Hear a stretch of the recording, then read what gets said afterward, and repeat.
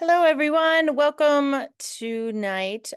We are talking about kindergarten tonight. So next step, kindergarten. I mean, can you believe it? The kids are almost ready to go on to full day kindergarten. I mean, that's probably been a crazy year, but super excited for them. And I'm Sarah Welch, school social worker. I'm with 4K Early Childhood and at Evergreen.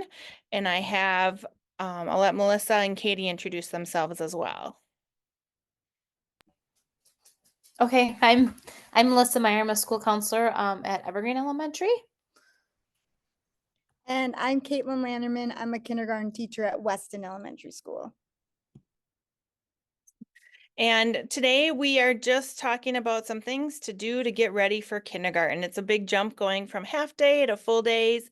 So just some things to work on over the summer. It's not about just getting a bunch of workbooks and practicing ABCs, but we'll just some things that maybe you didn't think about of doing to get ready for next year. So thank you for joining us and watching, and we will get rolling. So first thing I want to start with is the amount of emotions that come with starting any school year, whether it's kindergarten, 4K, first grade, or college. You know, kids come with us ready to go. Super excited, sad, scared, nervous, every feeling under the book, and they're all okay.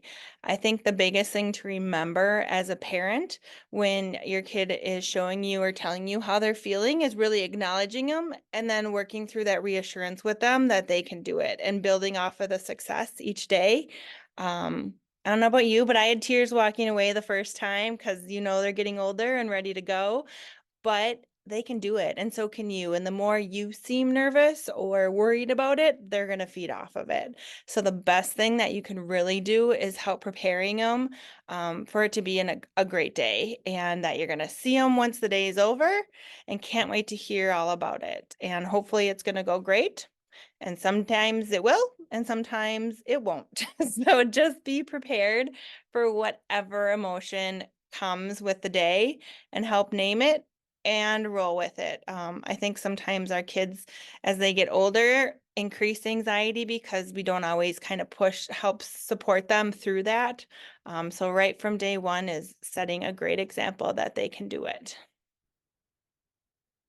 Anything else on emotions you guys are thinking on that first day? No, I think I would just add it's okay to feel whatever they're feeling. Because when they come in, there's all different emotions, from kiddos that this might be the first experience in a really big school, to kiddos that have siblings, at the school that they're going to. So they're kind of already familiar with the layout and everything. So it's all different emotions. Absolutely. And some might see familiar faces and some might not know anyone. So we expect it all every year. You never know what you're gonna get. All right, so I'm just going to touch on just a couple ideas as you think about, over the summer and things, that you can work on that you might already be working on, things that they, probably have learned in 4K and along the way. But just in terms of practicing independence, one of the biggest things we always talk about in kindergarten, because there's not always time in the day to add it in, is tying your shoes. Seems like a simple ask, but a lot of kiddos come with the Velcro shoes, but if they do have ties, just working on it each night, it's not something that they're going to catch on to right away. But it's something important that they learn how to do. And also just for safety, we as kindergarten teachers do help them tie. But then after Christmas, we always tell them, you got to learn how to do it, so that's just something you can be practicing at home. Along with that too is just asking for help, and letting your kid know that it's okay to ask for help. And especially as they transition into kindergarten, it's a new school, there's new faces, and sometimes they get a little nervous or they don't want to ask, and tell them, any adult, ask a question, even if it's the simplest little thing, going to the bathroom, going to grab something from your backpack, that it's okay to ask. And then just in terms of having fun for, with their learning, our job as kindergarten teachers is to not only help them learn, but also get them excited about their learning, because this is their first experience. in a bigger school, sitting down, and with new friends. And we want to make that environment as exciting for them. So then they can bring that home to you guys and, tell you about their day, all the, new friends they met and that sort of thing. So that's one of our goals too. In terms of like fine and gross motor, some of the things I just talked about was, just holding pencils, markers, crayons, so if you have something at home and it's not even necessarily practicing letter formation or their name, just getting a lot of practice with holding those markers, because we use all different tools, using a scissors. I know that's something that, obviously has to be monitored for a safety thing. um, but being able to use those tools in different settings, at home, at school. And then last but not least is schedules and routines. I always tell my parents that it's really important to try to stay on a schedule. We know that things change and things come up, but just communicate that with your teacher as well. And I'm sure it's something you did in 4K, but if something changed, or your kiddo didn't get a good night's sleep, it's always something nice to know as a teacher, because when they come in, we can kind of know, hey, he or she didn't get a great night's sleep last night. We maybe need to ease into the day. We can't start the ground running, on a couple hours of sleep. So just really working on those routines. And then nutrition as well. We serve the breakfast at school. So if that's something that you want your child to make sure they're having breakfast at school every day, make sure you communicate that with your child's kindergarten teacher as well, because we want to make sure they have a full belly, because we know that's when they do their best learning. Absolutely. And the other thing I was going to mention too, especially for that schedule and routine, is just trying to keep a little bit of one over the summer, maybe not as rigid, but then definitely leading up to school, those last few weeks, trying to build in that routine is really important to be successful too. And I'll just chime in too on the schedules and routines piece. Honestly, sleep wise, I think sometimes we underestimate how much sleep our kiddos need. At the kindergarten level, 12 hours is not too much. I think if you can shoot for 11 to 12 hours at the kindergarten age level, that's great. Makes your kid, I guess, just easier to regulate, and hopefully they have an easier time, processing. It's a long, busy, busy day at school.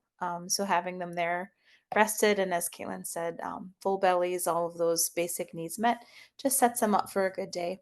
One other little thing too, I notice on the independence piece too that I'll just chime in on is winter clothing. Like, practice with your kids putting on jackets and winter clothing and boots and all of that.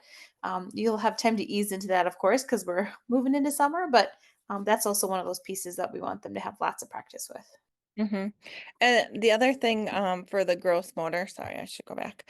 Fine and gross motor. So that's like the little hand strength, but also then the gross motor is, climbing, running, jumping. They'll do a lot of that on the playground. So going and practicing at playgrounds around town. Go find a new one each week and explore or practice going to the elementary school they're going to go to, finding some other parks to run around at, learning how to use some of the different tools on a playground, but then for fine motor as well. I think sometimes we forget about just basic hand strength. I think we've been seeing, especially through our OT occupational therapist, more kids coming to us with less hand strength.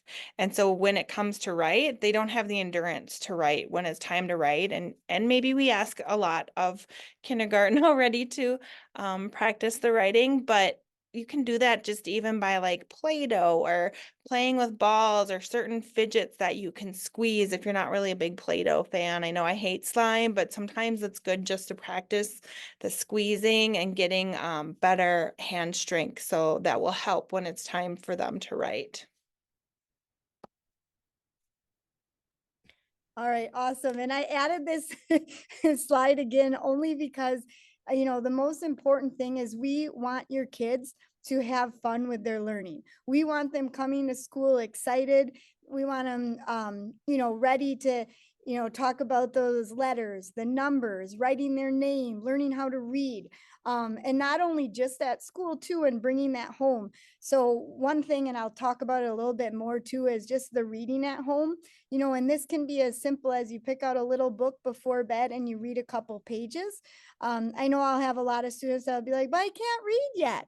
And like, I know you can't read yet, but mom, dad, grandma, grandpa, aunt or uncle, who's ever at home with you, just exploring the book, even looking at the pictures, getting them excited about bringing what they do at school each day to home, because building that connection between home and school helps them be even more successful.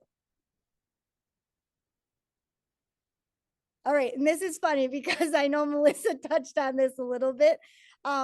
But shoe tying I talked about before, and then I know she brought up zipping coats. So that's kind of a big thing as we get to that cooler weather in the fall and the winter. They don't always have a huge chunk of time for their recesses, so we try to get them on a routine of getting those getting that gear on quickly. So teaching them how to zip their jacket, helping them make sure they know how to put their jacket on. One of the biggest things we see is when the sleeve is inside out, making sure they know to put their arm in and then pull it out. That's one of the biggest issues we see, is when they take it off, both sleeves are out the wrong way, and they need help bringing them back in. So that's something we practice as well. And just normal everyday dress, or with their shoes, if they're wearing boots to school when it's colder out, making sure they're bringing those tennis shoes and they know how to put the tennis shoes on if they have gym class, or an inside activity. And also too, just following directions, working on, at home, if you give them a task to do, that they're able to complete that task on their own and they know how to follow those steps. And that's just something important too, because once they get into kindergarten and into school more, independently being able to follow the teacher's direction, is super important as well.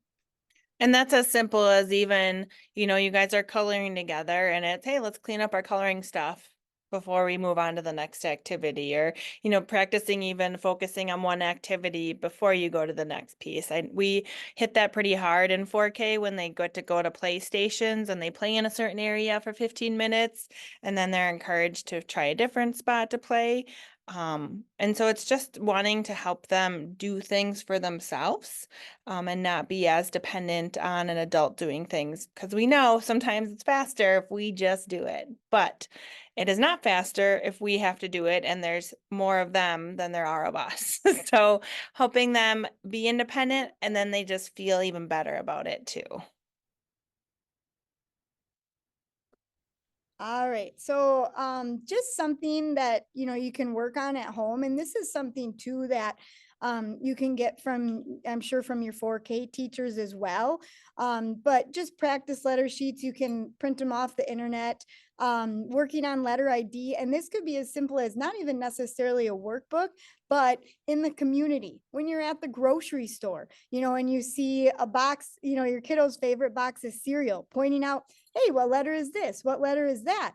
And being able to make that connection from school to home and vice versa, is super important. So it's not always necessarily sitting down with a pencil and a piece of paper.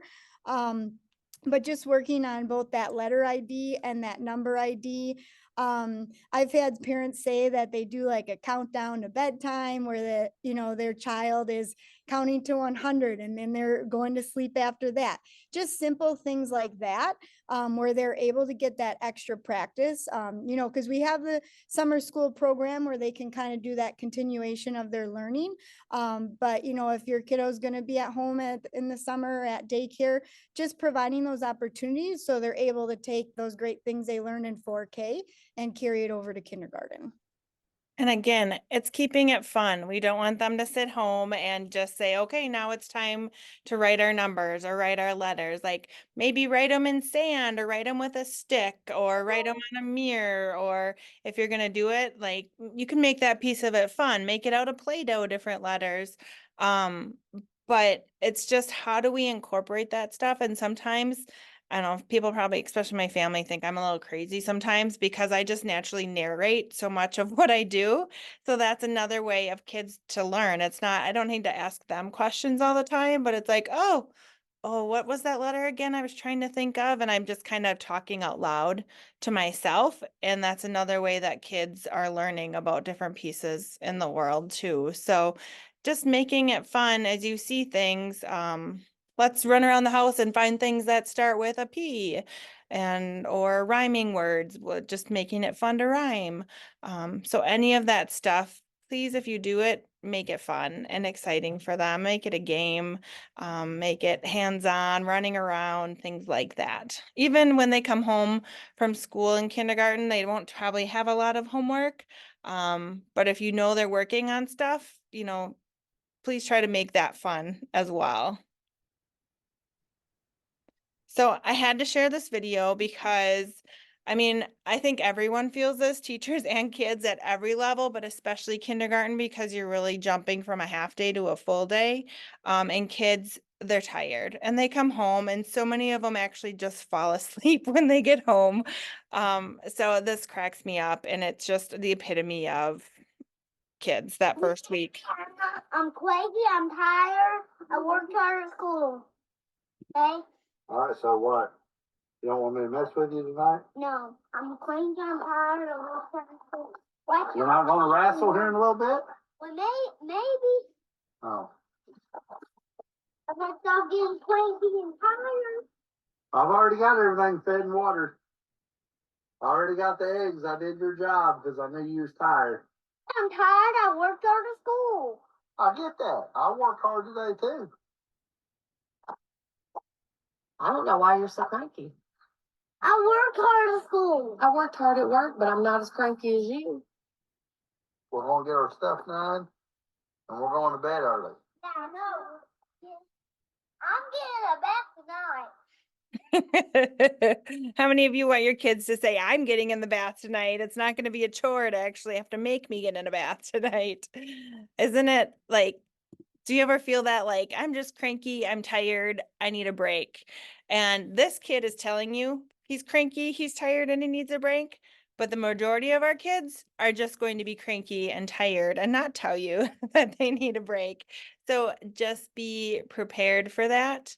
Especially a lot of kids, even as they get older, they say they save the best for the evening so they can be great all day at school and then they come home at night and they are just wild or crazy.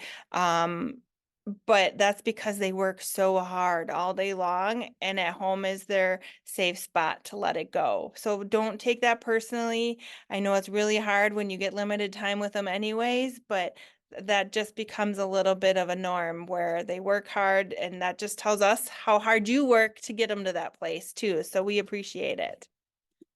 Do you hear me? Oh. Okay. All right. So, and we kind of touched on this a little bit earlier too, but just kind of going through that routine, that schedule, and we know hiccups come up along the way, changes in work schedule, changes in pickup, drop off, but kind of trying to keep that normal routine for your students before they get to school in the morning, so whether it's, brushing their teeth, brushing their hair, getting dressed, making the bed, eating breakfast, whatever order you do it in, just making sure they're able to, stick with that routine. Because especially like when they get to the classroom, we try as teachers to make sure that we have that routine during our day as well. And we find that when the kids get into that routine, they're ready, they're on it, they know what's coming next, they're ready to go. And if we change something in the routine, we know that it throws the kiddos off. Some kids it doesn't affect as much, and some really do have an issue when something gets changed. And so that's where, working on that over the summer too. And then when school starts in the fall, really pushing to that communication piece with your child's teacher and just letting them know, if there is a change in something, how can we, help them when they get here to make sure they have a successful day. And I have a lot of families that if you want to make a checklist, so you don't have to, okay, now brush your teeth and now do this and kind of that verbal reminder.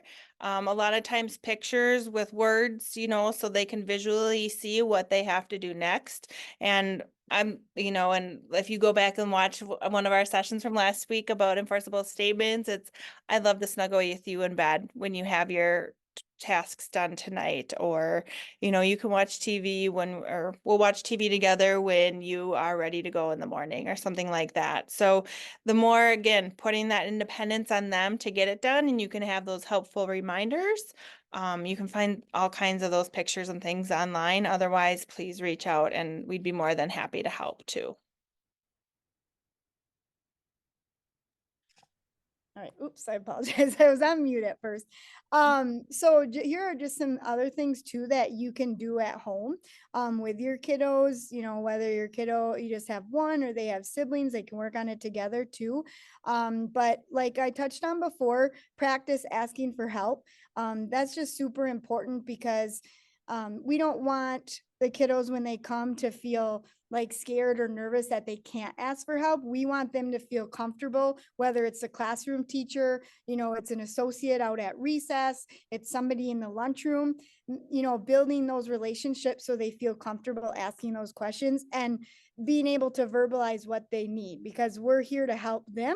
And so they need to let us know though what we can do to help them. And just talking about your feelings, so whether it's in the summer or when the school year starts, asking them about their day. What was your favorite part of the day? How did you feel? And explaining to them too that it's okay to feel, like we said, even on the first day, the first week, all different emotions. It's okay to be sad. It's okay to be tired. It's okay to be a little scared. It's something new and different for everyone. So it's important too that they know it is okay to feel that way, but then how are they able to express it in an appropriate way? So you as a parent can help them. And then as a teacher, we can help them too as well. And to kind of go along with that, different coping strategies, whether it's they have siblings at home, they're playing, somebody took their toy, what do I do? What's my first reaction? Using our words first, talking about those appropriate strategies as well. If they're at the park, playing and there's somebody on the swing, how can they, let them know they want to go next, and that sort of thing. Because when they get to school, and there's different tools and different toys that they can play with, they're not always going to be able to have it right away and be able to do what they want to do with it. So it's important that they're able to work on those communication skills as well. Another area is just trying new things, whether it's new foods, um, new activities, kind of trying to get your child out of their comfort zone.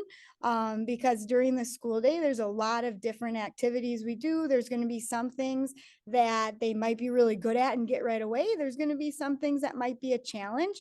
And for them to know that, every day we're getting better and we're working towards mastering that skill. It might not always come right away. And then if I could have like a big bright yellow thing on meet new friends, it's just such an important thing. Teaching them how to be a nice friend, but in return, how to know, like, maybe they need a break. And we talk about that a lot in the kindergarten classroom. Like, there may be a friend that you play with every day for like 5 days in a row, and then maybe you just need a break from each other, and that's okay. And we talk about that. Sometimes we need space just as much as sometimes we, need somebody to hang out with. And then just overall using those praising words, that positive affirmations with your child, because we want to make them feel good about themselves. And then in turn, that'll help them be more successful. Mm-hmm. And please know they're not going to be perfect and probably very skilled at a lot of these things, okay? Developmentally, they're working on this, and that's a lot of what we call our social emotional learning. Right now, K-5 has caring school communities, and they do morning circles and they talk about topics like this and guidance. They work on a lot of these topics. In 4K, they learned about Tucker Turtle and they work about zones in K-5. So these are all things that they will continue to grow on. But just so you're aware and things that you can start talking to them about and modeling, please don't expect them to master them before kindergarten. But they're all really helpful to start thinking about. So again, this was the highlight that Katie talked about too, about meeting new friends. It's and I think the best place sometimes to meet new friends is just going out to the parks, going to Children's Museum, and oh, that boy looks like he wants to play. How about you go and ask him if he wants to try this with you? And it's okay to still say no. But those are great experiences and a good kind of start segue to what school might start to look like for them. All right. So this slide is on here and it just has like and kind of how Sarah touched on that just before. You know, obviously they don't have to know these things to come to kindergarten, but just kind of getting that general idea of what are those things that we start to work on, right? We kind of hit the ground running on them. So for example, basic colors. We do a lot of work with the colors of the rainbow, learning not only what the color is, but also how to write the color. So that's just something as simple as practicing at home or when you're going on a walk, point out something green. What do you see? That's green, and then being able to make that connection. And that's something, that they can then carry on into the classroom. Basic shapes, triangles, stars, diamonds, rectangles. We learn about them in kindergarten, and that's something that we teach. But one of the biggest things we talk about is those outside connections. So talking about a stop sign, what shape is a stop sign? Where do you see a triangle? And these are all things that you don't need to, like we said, you don't need to be sitting down and writing with a pencil and a piece of paper. They're just things around us that we can help bring that learning to life for kiddos too. This is kind of an important one, and this is something to just review over the summer. Your kiddo probably already knows how to do it, but writing not only just writing their name, but really that IDing their name. Because when they come to kindergarten on that first day, just being able to, that call and response when their name is said, because obviously on the first day, we don't necessarily know what they look like as kindergarten teachers. And so when we call a name, we want them to feel confident to say, hey, that's me, so we're able to make that connection as well. So that piece is super important. And numbers, whether it's counting, when you're driving to school or driving to the store, let's count. When I get to 10, we should be at the store. And just adding those things in here and there, it's not something that needs to be touched on every day, that you need to, be working. But just simple things here or there to incorporate that, to help them be more successful. Can I just add in one more? Maybe this isn't quite as much academic. This is just be another good practice thing. But also just playing board games. Like if you can just pull out board games and practice playing on those board games. Also another skill that we work a lot in kindergarten on, and maybe this is coming up too, so I don't want to steal the thunder, but learning how to lose. Sometimes we play a game just to have fun, and it's okay if we aren't the winner of that game, but that's also good practice for them to start learning how to get along with others and losing gracefully. That's huge. We have so many kids to work on that still. It's a hard to do. And I think there's probably maybe less board games and that creative play. There's so much to just playing and let them take the lead. And then sometimes you take the lead and see if they'll follow you. And that kind of back and forth is really important. And something kids start to master as they get older, 5, 6, they should be able to kind of let others take the lead, and they take the lead on types of play too. That's a great segue into the next slide.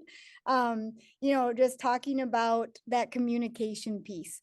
you know, whether it's communicating with you at home, communicating when they go to an aunt or uncle's house, just that conversation piece, just not only working on the communication, but just learning new vocabulary, making, you know, those connections as well with that. You know, we want to make sure that there is that communication piece and they feel, you know, comfortable telling you things, both, you know, things that they do, you know, whether they're at daycare or when they come to school, and keeping that open line of communication. And then to go along with the board games too is just problem solving, you know, whether it's at home, they have other siblings they're playing with, like we talked about earlier, you know, and there's an issue with a game they're doing and somebody's not playing it right, you know, how can we work through and solve it together? And, you know, we know that those social situations are going to be coming up. And then, you know, what can they do to practice, you know, the appropriate response? Mhm. And I think some great tools for this, other than just sitting and talking about it sometimes, is our books. You know, there's so many little stories and books out there. Books, the more kids hear different language, different words, it's easier for them to start to read and understand words and sounds, along with also hearing different stories and perspectives and getting the whole, we talk about comprehension as they get older. What are they understanding? They're learning. And so much of that, when you have some simple kind of shorter stories, it's, well, how did that person feel in this situation? Oh, was that a nice friend? Were they sharing? And just kind of narrating that kind of idea when you're reading books. Also, same thing when they're watching some of their shows, you know, if they're watching Bluey, if they're watching, I'll date myself and say like Sesame Street, or Daniel Tiger's a really good one that talks about working through hard things and going through different skills. You know, sitting there watching it with them is so much better, as you can talk about pieces of it and what are they thinking and what are they feeling. And so it gets them out of their head when they can see it in someone else. And when it happens to them, sometimes it's a little bit easier to bring it back in and understand it then. There are some programs online that if they're on phones or tablets, obviously we try to curb away from that as much as possible. But if you're doing it, do it together, enjoy it, and talk about it. So I just wanted to put this in there as just kind of what a basic day in kindergarten looks like. Now, obviously, this is going to be different across schools, with what the schedule is and that sort of thing, how their day is set up. But just kind of a run through of what that day looks like. You know, so in the morning, the kids arrive. Some of them will eat breakfast. Some of them will come to class. It's kind of like an ebb and flow.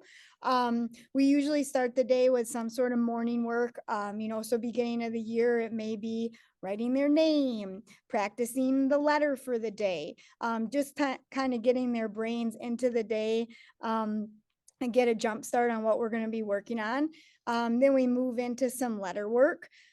So we have a curriculum that works on, you know, building words, working on their sounds, and that sort of thing. And then we move into a time where we can kind of work with each student, whether it's in small group or large group or one-on-one, helping to build those skills.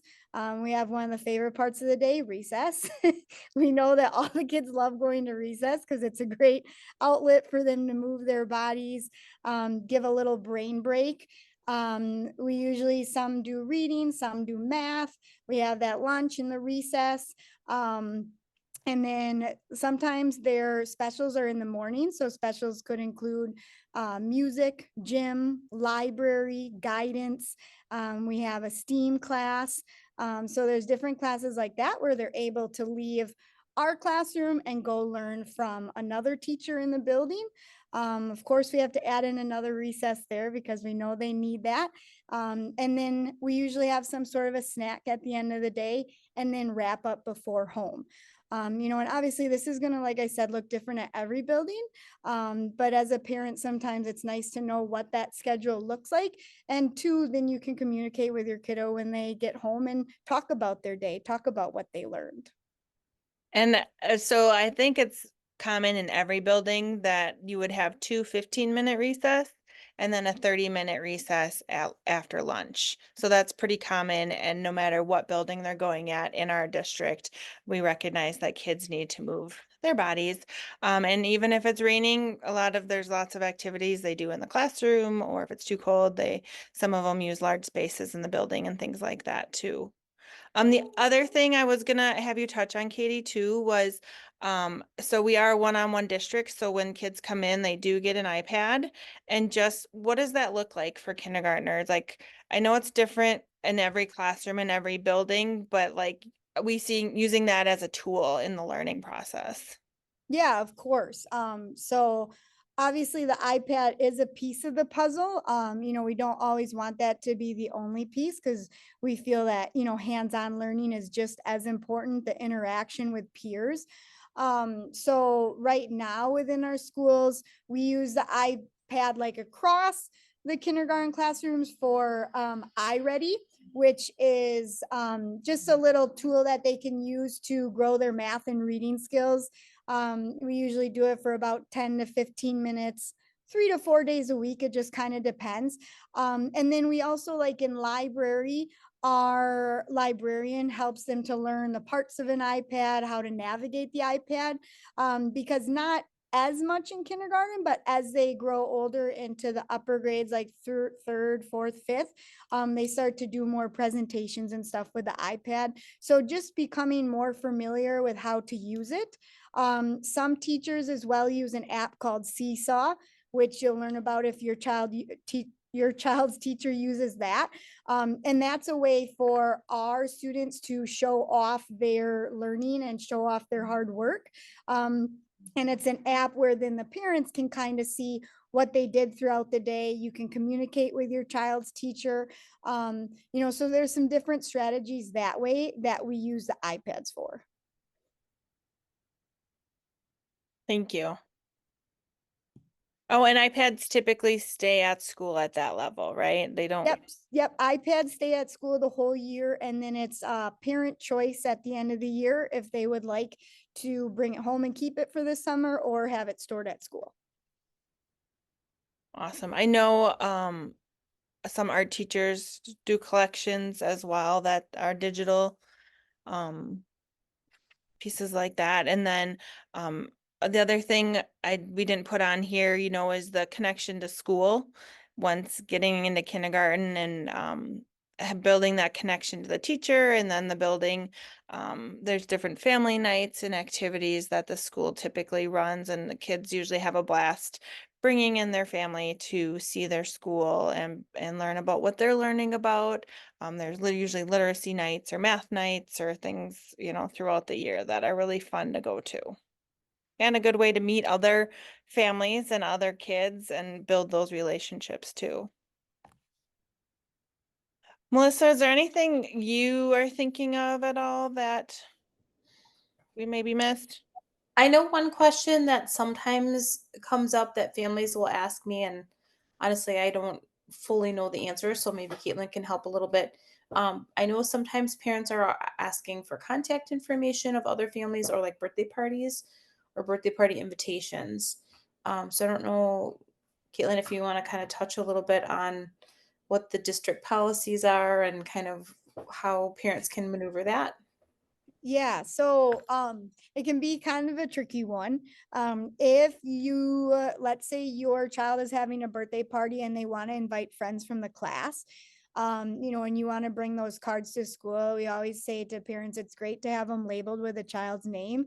And then that way, as teachers, we can collect them and then distribute them at a time that's appropriate for those students, because we know that things can get expensive. We can't always invite the whole class of 22 to the birthday party.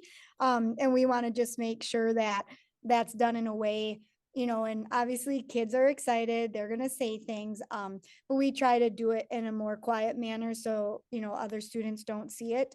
In terms of being able to reach out to other parents, like if your kid comes home and says, Jimmy and I really want to have a play date, and then you want to know Jimmy's contact information.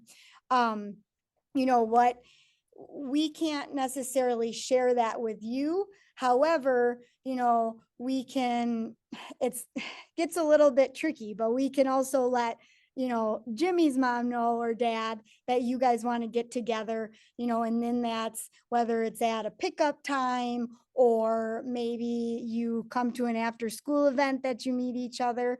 So we're not always able to share that information unless the two parties were to say, yes, give my contact information. We want to get a play date set up.